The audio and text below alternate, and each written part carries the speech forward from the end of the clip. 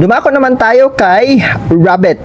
Mga pinanganak sa taong 1927, 1939, 1951, 1963, 1975, 1987, 1999, 2011, and 2023, napapabilang ka sa grupo ng mga kuneho o mga rabbit.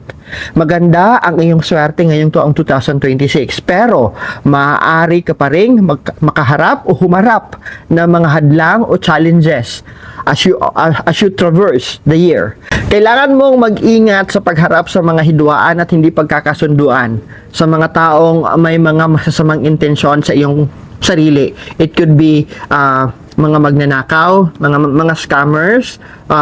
It could be somebody who's just looking at sa mga kilos at galaw mo, and then mamaya-maya may plano pa lang sirain ka yung reputasyon mo. So you have to be very careful sa mga tao sa inyong paligid. Hindi yun, ibig sabihin matagal mo na silang kakilala mga rabbit ay magtitiwala ka na sa kanila, okay?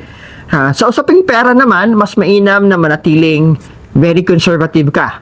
Hindi ito ang tamang panahon para sa mga high-risk decision making dahil ang yaman ay maaaring madaling dumating, pero madali din itong mawala o maubos ngayong taon. Kaya siguraduhin na pangasiwaan. Manage your finances and manage your investment na may pag-iingat.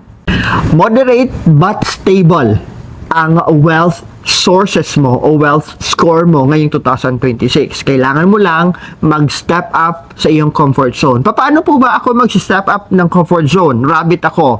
Unang-una, the best way that you can do is to build your new skills. Huwag matakot to attend seminars and trainings. Do self-learning. Maraming mga tutorial activities dyan sa skills learning na ma-acquire mo through YouTube and other social media na makakapanood ka sa mga skills like baking o ano pa mang pwedeng idagdag mo sa sarili mo. You are adding an asset to yourself.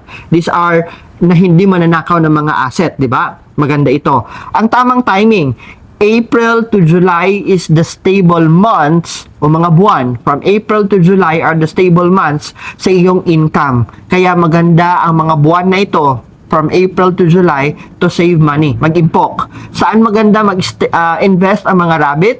Mga rabbit, maganda mag-invest on real estate, on insurance, and mga time deposit or mga fixed deposits. Maswerte para sa inyo for the year 2026.